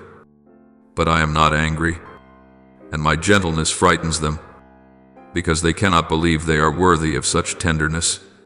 They are so used to the world's condemnation that they start to believe condemnation is how I teach love. and when they are not punished, they feel uneasy. You forget that I am not trying to make you hurt. I am trying to make you remember. Like Peter on the night before the rooster crowed. He did not weep because I had abandoned him. He wept because he realized he had forgotten the love I had for him. That moment was not a sentence, but an awakening. He suddenly remembered that I had seen him before he ever denied me, that I had called him a rock even when he was still easily shaken. Sin did not erase his past, did not cancel his calling, did not sever the bond between us. It only made him forget who he was in my eyes. Holding on to guilt is like gripping a burning coal. It is your own hand that is scorched, not the flame. Sin has no right to push you away from me. It only makes you forget what it felt like to be held. And because you forget that embrace, you become afraid, like a lost child in a crowded mall, not realizing that the parents are still looking for them. That fear is not the truth. It is only the emptiness left when memory is cut off. How many times have you said, "I will come back when I am better"? That is exactly how sin maintains its hold, by persuading you that I only welcome those who have cleaned themselves up. You do not see the absurdity of it, because your soul is tired. And when you are tired, you are easily convinced by the smallest excuse that can justify your shame. Like a dusty mirror, you think the reflection has become ugly, when in reality a simple wipe would restore the light, and I am the hand that wipes the mirror, not the one standing by, watching you struggle alone. You do not need to fix yourself to come to me. You come to me so that I may heal you. And the longer you wait for a day when you are worthy enough, the more you place your pain into a sealed box, where it molds, rots, and becomes something you are afraid to touch. Sin clings to the moment you isolate yourself, not to your essence. It waits for you to believe. He must be tired of me, so it can lock the door from the inside. Do you see? It does not fight. It just waits for the moment your heart forgets it deserves to be loved. No one lives without stumbling, but only those who forget the way I look at them allow the fall to become their identity. When you sin, you are still my child. Only shame wants you to live like a hired servant, like the prodigal son in the scene of Luke 15. He was never disowned by his father. He simply stripped himself of his own sonship in his imagination. When he returned, there was no interrogation, no performance review, no exam, only arms running to embrace him. What changed him was not humiliation, but the return of memory, the memory of love. That is why sin does not make you less. It only makes you forget how deeply I have loved you. Forget that pain does not diminish the value of your heart. Forget that falling does not strip you of the right to stand back up. You often imagine that failure is a door slammed shut in the face of grace. But failure is only a stumble on the path, while the door of grace has never turned away. When you trip, you stare at the scraped wound and forget the hand reaching out to lift you up. Shame comes like a thin mist around your heart, not as violent as a storm, yet it keeps you from seeing the sun ahead. Failure is only a moment. Shame tries to turn that moment into identity. I do not look at you through the lens of your fall, but you, if you let shame cover you, will allow the fall to look back and define you. That is why many souls no longer dare to move toward me, not because I have left, but because they believe they no longer have the right to lift their face. Failure does not remove the image I placed within you. Shame is what steals the courage to go on. And when you forget that you are allowed to keep walking, my light does not grow dim, only your heart closes itself for fear of having its wounds seen. There are those who fall and rise immediately, not because they are stronger than you, but because they do not allow shame enough time to take root. They accept the truth about themselves. They do not fight it, do not deny it, and let love heal more deeply than humiliation. You, on the other hand, begin conversing with the voice hidden inside shame. I failed because I am weak. I failed because I am not good enough. I failed, so I am unworthy of him.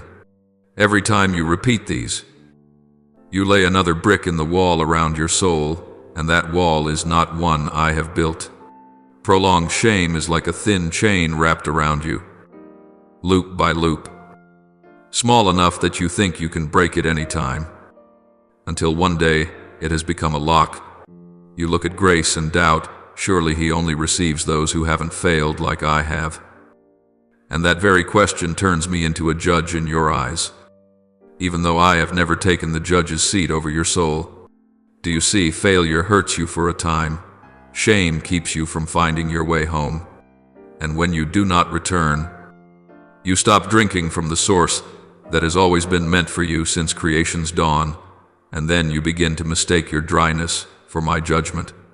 Like Peter on the night the rooster crowed. He did not deny me because he hated me, but because fear surrounded him until he forgot how deeply he had once been chosen. That fall did not change my mind, did not erase the words I had spoken over him, did not take back the trust I had placed in him. Yet it was shame that drove him away from the light, that made him weep in the darkness, not because of the sin itself, but because he believed he could no longer look into my eyes. Failure does not sever the bond between you and me, but shame pushes you into a place where you can no longer hear the calling. I did not condemn Peter. I simply looked at him a look that did not accuse, but awakened the memory of love. It was that memory that pulled him back, that made him return, that made him rise, that turned him into the herald of grace. Shame has power only when you hide. It loses its grip when you let the light touch it. The light does not ask, "Why did you stumble?" but rather, "Will you stand up with me?" You may carry your failure in your palm like a small stone, easily released, easily lifted. But shame turns that stone into a backpack strapped to your shoulders without your noticing. It makes you live in a sealed room. You work, you speak, you laugh with the world, but inside is a dark pocket no one is allowed to enter. You think silence will protect your dignity, but silence is the soil in which shame takes root. A failure placed in my hands is only a shard of pottery waiting to be mended, held in your pocket. It will grind against your skin, tearing you little by little. You do not dare to receive grace, not because grace is distant, but because you believe grace is a reward for those without scratches. You do not understand that I come to those who still smell of earth, whose hands tremble, whose hearts are unfinished. You believe fatigue is defeat, but fatigue is merely a reminder you have walked too far without holding my hand. In the end, shame does not win because it is strong, but because it convinces you to refuse the only help that can free you. It does not need to steal peace. It only needs to make you close the door before peace steps in. You ask, "Why can't I feel you while you hide in the shadows?" Believing I will judge you. But the light does not ask for the explanation of the stain. It shines only so you can see my hand, ready to wash it away. You need only to open the door a little, and I will do the rest, as I have done through generations, souls who thought themselves forever drowned in failure. Shame lingers like a small, endless rain. It does not collapse the house, but it rots the ceiling from within. One day the ceiling falls, not because of a storm, but because the constant drops went unnoticed and undried. That is why I tell you, failure is the rain. Shame is the refusal of shelter. You have grown accustomed to thinking that becoming better requires pressure, blows, harsh reproach, and the strict disciplines you force upon yourself to earn the image of beloved in my eyes. But your soul was not made to grow under strain. It grows in the safety of presence. When a branch is pulled taut, it snaps. When it is nourished by sunlight day after day, it finds its direction on its own. Many believe I love by making you stronger, more competent, more perfect. But I did not come to add weight to a tired heart. I came to lift it from your shoulders. My presence is not the crack of a whip driving you forward. It is the quiet space where your heart no longer needs to brace itself. You have thought I refine you by casting you into storms. But before the storm I come as a breeze. So your heart remembers it, has a place to return. No one heals themselves through the belief, I am not worthy. Just as no one stitches wounds with wire without tearing themselves apart. I do not come to patch you with demands, I come to hold you in patience. When you stumble, your heart does not need judgment, it needs a place to breathe. That is why I choose presence over pressure. Because healing does not happen in an interrogation room, it happens in the room where you stop hiding your tears. Have you ever noticed that when you fall, you do not remember the accusations spoken over you, but the hand that lifted you? A mother does not teach her child to stand by pushing them down 10 times. She extends her hand so the child knows falling is not the end. I am the same. I do not correct you with shame. I heal you by letting you feel love at your weakest. Many souls imagine that instruction must be painful to be valuable, that only the whip creates strong people. But they forget that fear only makes armor, never a heart. My presence is a light that does not shout. It is a calm whisper entering the rooms of your anxiety. And it does not force you to respond immediately. I do not shove you toward me. I stand so you may see that I am the place where you are free to fall and never be abandoned. When you come before me in your exhaustion, I do not ask why you failed. I ask whether you have enough strength to raise your head, because I will lift everything else. What changes you is not the pressure of fear, but the reminder that you do not have to fight alone, like a child hesitating before a difficult problem, hand trembling. Until the teacher's hand rests on their shoulder, the trembling subsides, not because the answer appears, but because they know they are not alone. When your soul recognizes that my presence is not for punishment, panic melts like frost in the first spring sunlight. You will understand why I do not favor pressure. Pressure creates copies of fear. Presence forms your true self. That presence is the answer to shame, not you must be better. But you are still loved. If you believe healing begins when you are strong enough, you will wait for a day that never comes, but when you step into presence, healing begins even while you are still trembling. I do not ask you to hide your dark corners in exchange for love. I love first, so my light can find its way into those corners. There are times you try to manage fear by ignoring it. Try to suppress emotion through discipline. Try to force yourself into the version you believe I want.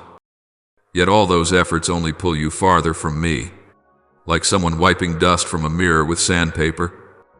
You harm yourself because you think only harshness will make you clean. But I restore with gentleness a drop of warm water. A span of time. A moment when you stop resisting the light. You do not need to prove you are worthy of healing. You only need not to lock the door when I knock. My presence demands no qualifications, only honesty. Presence is not a reward after you pass a moral exam.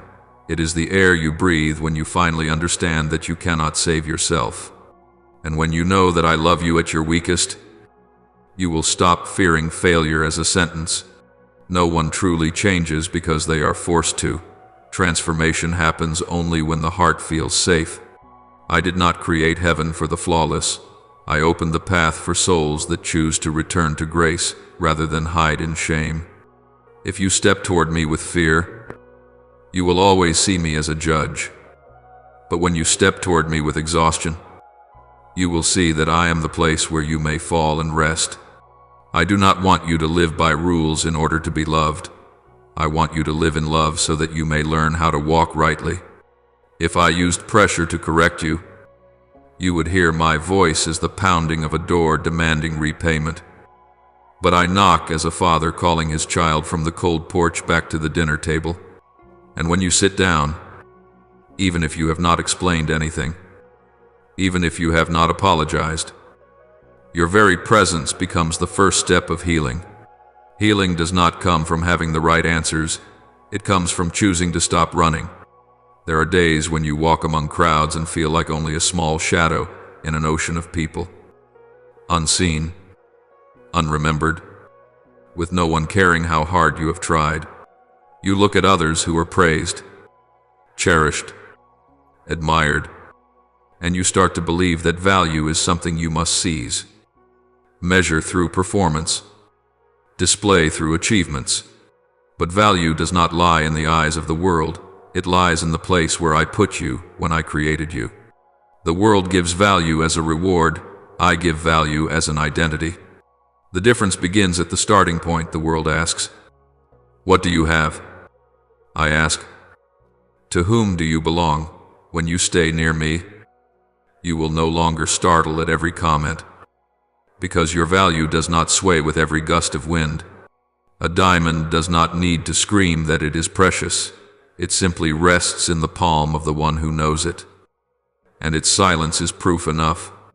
I do not need you to chase applause, because I do not define you by noise. I define you by the gaze that has never left you. The world will tell you that value must be earned like a contract, that love is the result of being good enough, useful enough, impressive enough. If you believe this, your heart will live in a constant state of temporary, always afraid that one day you will no longer be enough, always anxious that love will leave if you cannot maintain your performance. But when you know me, you learn a different rhythm. You do not need to shine for me to see you. You do not need success for me to recognize you. You do not need to please me for me to stay. I knew you before you knew yourself. I loved you before you accomplished anything. I called your name before you learned to speak. You once thought you needed to be worthy before you could be loved. But love in me is like an underground spring. It does not depend on rain. It does not depend on seasons. It does not depend on who pauses by its bank. If you look only to applause, you will forget that silence too is an affirmation. Because only those who truly belong can rest in silence without fear. When you stand beside me, you will see that worth does not come from being celebrated by others, but from being known by me.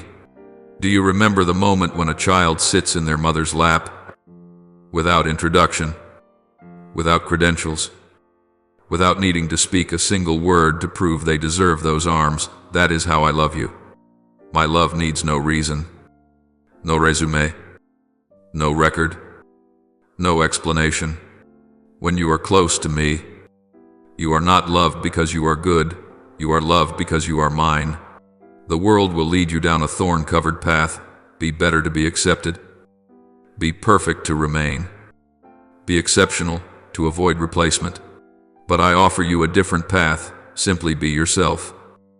Because your very existence is enough for me to love. No one in history has ever had to ask me to sign a love permission form. No one has ever had to present arguments to keep their place in my heart.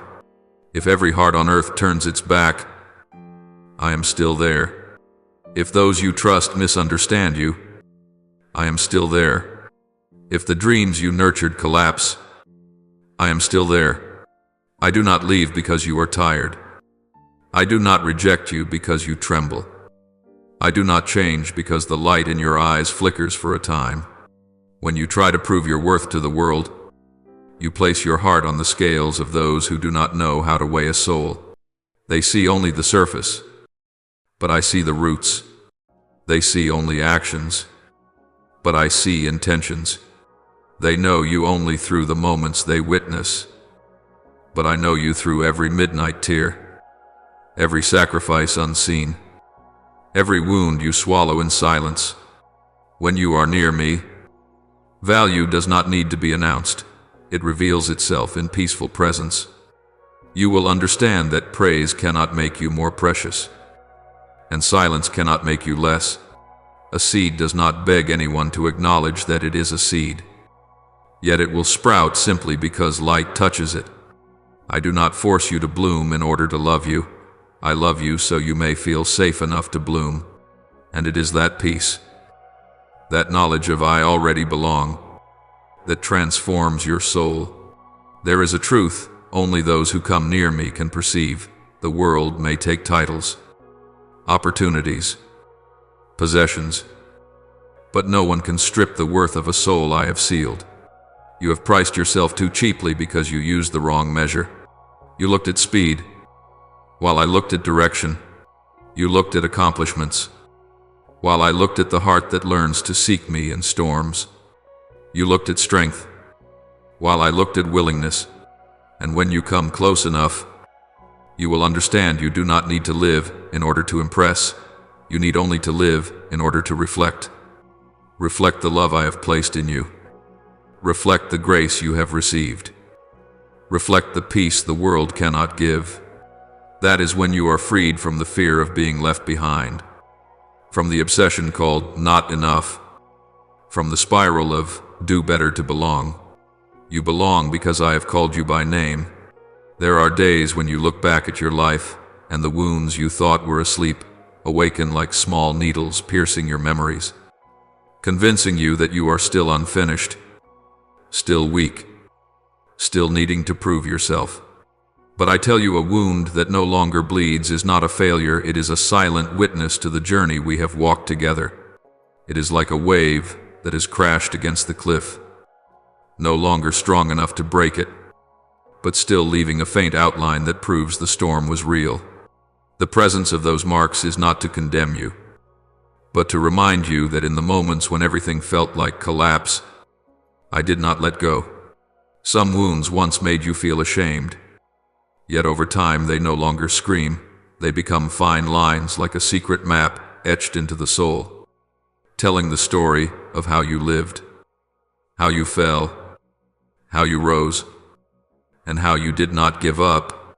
When you live in my love, those wounds are no longer evidence of weakness, but evidence of protection. A body that has been scratched yet continues walking speaks louder than one that has never touched the ground. I do not desire that you never be hurt. I desire that you know who held you every time you fell. A healed scar is a gentle mystery. It no longer hurts, yet it does not disappear, because it carries a mission of its own. It is like a door once struck by harsh winds, now reinforced, no longer trembling in small storms. You may touch it, not to resurrect sorrow, but to remember that you once stood at the brink and still moved forward. A scar does not ask you to forget what happened. It invites you to remember that mercy was present where no one else was. When I heal, I do not erase the past as if it never existed. I keep the trace as a reminder that you were never alone. You may think that carrying such marks makes you less beautiful, less strong, less perfect. But these are the very proofs of the resilience I have planted in your soul. If you stand before the mirror and see only failure, you are looking with worldly eyes. But if you look with the light I have placed within you, you will see each scar as testimony. Angels do not praise souls that have never fallen. They praise those who know, who lifted them after the fall. There are victories you think you achieved by strength, but in truth, it was I who steadied your steps when your feet trembled. When Peter denied me 3 times, he thought that was the end of everything, that he had shattered his bond with me, that the boat of his life had sunk into darkness. But when the rooster crowed and his tears fell, I did not turn my face away. I looked at him, not with judgment, but with a gaze that made him realize love had never left. Those tears were not his effort to make amends. They were the natural response of a soul realizing it is still loved. And after that, I did not erase his past as if it had never happened. I kept it, to make it the foundation of his service. Just as in John 20, when I held out my hands for the disciples to see the nail marks, I did not hide my wounds, I let them touch. Because love is not ashamed of what it has gone through.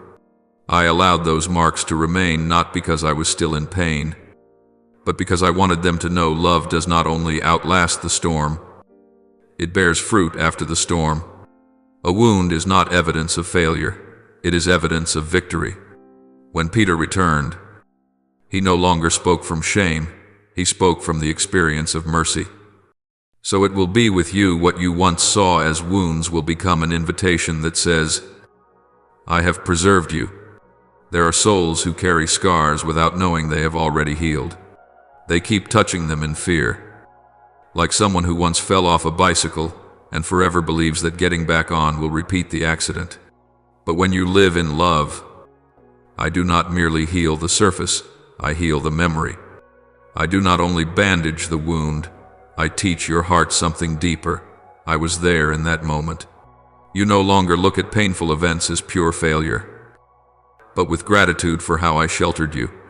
Like a child who once cried over a scraped knee while learning to walk, but later, when it can run, looks back and remembers above all the hand that helped it back to its feet. So, do not try to erase your past to prove that you are strong. I do not need that.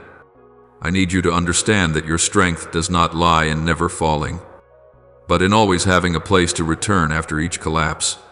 Love does not whitewash history. Love rewrites its meaning. The way I love you does not make former darkness disappear. It makes the light so strong that darkness no longer has power. Look back on your life, not with bitter eyes, but with the gentleness of one who has just realized they have been protected. Every tear in your past is not a hole in your soul, but a window through which light can enter. The places you thought were failures become steps that have led you into depths you could never have reached otherwise. I do not love you so that you will never be hurt. I love you so that hurt will never define you. And precisely because you have lived, cried, longed, hoped, and lost, you now have the capacity to embrace others with understanding. When you stand in love, you no longer speak of your wounds as complaints, but as declarations I have passed through, and I have been kept, just as the nail marks on my hands were not hidden when I returned. Your own marks are not something to conceal, but a testimony that grace has done its work, not so that you may boast, but so that you may rest, not to make you look down on others, but so that you can lift them up with what you know has truly healed you. There is a silent illusion that hangs over the soul like a thin mist, making you believe that only when you are strong enough, moral enough, mature enough, knowledgeable enough, are you worthy to draw near to me. But I place no conditions at the door. I do not require a soul to be refined before it can be held in my arms. The perfection you pursue is not a ticket of admission. It is a wall you build so you do not have to face the truth that you are tired. You are like someone brushing dust from their hands before touching the water. When the purpose of the water is to wash the dust away, I do not desire you to come to me polished. I desire you to come as a river longs for rain, as parched ground longs for the first drops of the season. You do not need to turn yourself into someone worthy before you step toward me, because on that path, your heart will only grow harder, like soil left under the sun, waiting for rain, yet never daring to open to receive it. If you think that the weakness you carry is forbidden, you have forgotten that my purpose is not to choose flawless souls, but to transform souls that know how to thirst. I soften your heart not because you are not good enough, but because every heart must learn to live in love before it can truly love. Do not think that coming to me is a solemn ritual reserved for those who have already passed every test, cleaned up every mistake, or no longer have anything to regret. I enter your life like a potter stepping into his workshop, not waiting for the clay to shape itself, but using gentle hands to form it. When you come to me in your weariness, I do not ask why you are not stronger. I ask whether you are willing to let me sustain you. The tears you bring are not your guilt. They are the point where I begin. Sometimes your heart is hardened not because you are evil, but because you have endured too much, for too long, alone. That numbness is not a wound to hide, but a field that needs rain. I do not repair the soul with pressure. I heal the soul with presence, with a gentle rhythm like rain falling from the eaves, soaking slowly into the dry courtyard. You do not need to learn how to cry correctly. You only need to dare to cry in my arms. It is your tears that soften the soil where I sow, not the perfection you try to stitch together. When you come in your lack, your heart will see what the proud will never understand. Love does not begin with self-proving. It begins with believing you are received. You have passed through many slamming doors, heard promises that were not kept, lived under the pressure to become a version of yourself acceptable in human eyes. And so you assume I am the same. You assume I will ask how much you have improved, how close you are to standard, how many mistakes you have left behind. But I do not count your missteps. I listen for the slow footsteps that are turning back. You think love must be proven before it is given, but I give first so that your heart can learn to trust. Just as the sun rises whether or not you open the curtains, I do not stop pouring light into your soul simply because you do not yet know how to receive it. You may confuse peace with perfect preparedness, but my peace does not depend on your condition. It depends on whether you will allow me to touch you. When you loosen your grip on self-control, when you stop asking, "Am I enough yet?" you will hear a gentle truth. The fact that you have come is already enough. The gentleness I desire to place within you is not weakness, but a strength that needs no resistance. It is the profound knowing that you do not need to build walls to protect your heart, because the heart is already held in safe hands. Many souls believe that strength means tightening themselves, never allowing anyone to see the cracks, never letting anyone witness the trembling. But such souls live like a city made entirely of concrete, with no gardens, no streams, nowhere for the heart to rest. I do not want you to become that city. I want you to become a garden where every leaf knows how to receive the rain.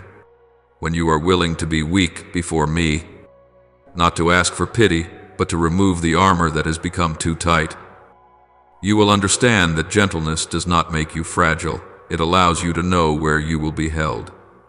You do not have to be okay first in order to come, because the act of coming is the first step of healing. I do not ask how far you have gone. I ask whether you dare to return. And as soon as you take a single step, the dry earth will begin to change its color. Do not wait until you believe there is nothing left to fix, because that day will never come. You will still stumble, still forget my words, still have days so weary that you do not even want to open your eyes. But I do not call you to come to me like a soldier seeking a medal after battle. I call you like a child running home after a long day of travel. My love is a chair already set in place, not something to be earned, not something to prove yourself for, not something you must wait for permission to approach. When you come in your lack, it is not shame but honesty that will allow you to remain. And then something wondrous happens. The soul that seemed barren begins to receive again, not because you suddenly became worthy, but because eternal love begins to release its fountain from within you. The gentleness I cause to sprout in you does not weaken you. It allows you to embrace the world without losing yourself. You do not need to be perfect in order to come, because only when you come will you understand what it means to be softened within my life. There is a subtle but profound difference between one who knows they belong and one who is constantly trying to prove that they deserve to belong. The one who strives to prove lives in tension, like someone who must perform endlessly to keep a temporary seat at the table, afraid that one wrong move will push them out. But the one who knows they are a child no longer needs to defend their place, because their place was appointed beforehand, like a chair with your name already engraved on it that no one can exchange. Peace is not a reward granted to the strong. It is the natural breath of a soul that knows it is loved. When you live like a hired servant, every word and every action becomes a test. You count every mistake. You fear every stumble. And your soul grows weary from trying to control everything so as not to be judged. But when you live as a child, your actions are no longer petitions, but gentle responses to a love that trusts. That peace does not come from perfection, it comes from knowing that even when you err, I still welcome you home, without swinging a sword or placing a judge at the door. And at that very moment, the fear of losing love will slowly fade, like mist dissolving when the sun rises, not through conflict, but through presence. Walking in peace does not mean your life will be free of challenges, but it means that challenges no longer define you. A soul who lives as a child understands that every stumble is not a declaration of failure, but an invitation to learn dependence. People often confuse responsibility with pressure, believing responsibility is the tension of trying not to err, when true responsibility is the freedom to act because you know you are safe. The peace of a child is not everything is fine, but I am here with you even when it is not. When fear departs the heart, your goals no longer look like steep, slippery mountains you must conquer, but paths laid across soft ground where I lead you. You will discover that maturity is not the ability to carry more burdens, but the ability to lay them down in the right place. A child does not need to prove to their parents that they deserve a seat at the dinner table. They simply arrive and eat, because the meal is theirs. And so it is with you.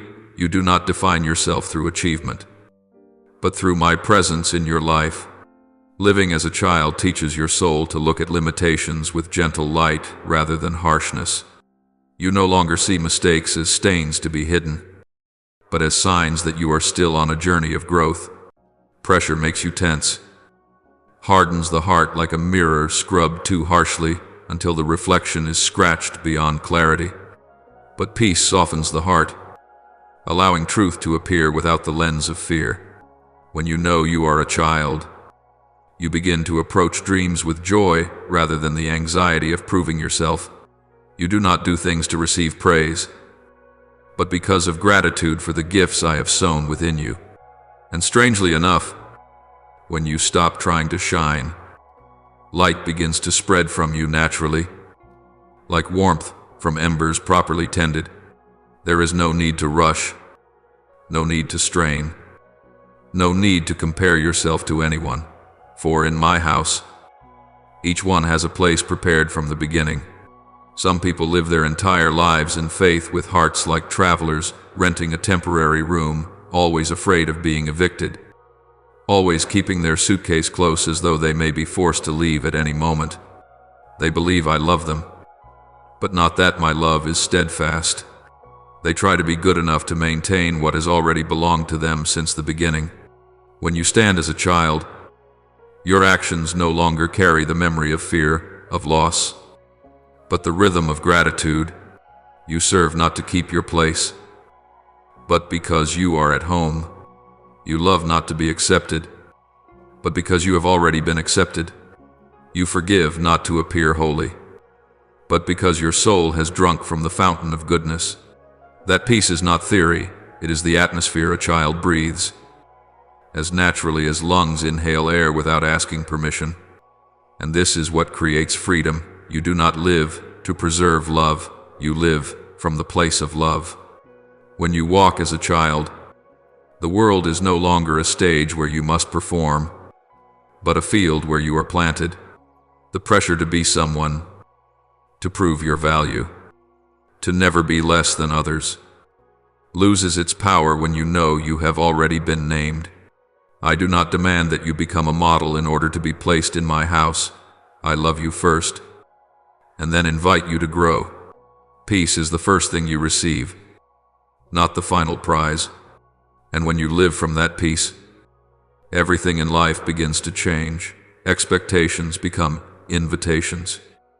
Work becomes a means of giving. Time becomes a space for growth. The pressure that once made you shrink will be like excess water on the surface of a mirror gone with a single wipe. A child walks in peace because they no longer ask, "Do you still love me?" They ask, "How do you want me to live this love today?" Now pray like this: Lord, teach me to see myself through your eyes, not through the memory of the moments I have fallen. When I feel unworthy, Remind me that my value is not defined by failure, but by the love you placed within my soul from its first beginning. Help me rise, not because I have become good, but because you loved me in the very place of my weakness. Do not let me run from you when I falter, but teach me to return to the arms that were never closed. Lord, open my eyes so that I may recognize the invisible cages of insecurity that imprison my soul.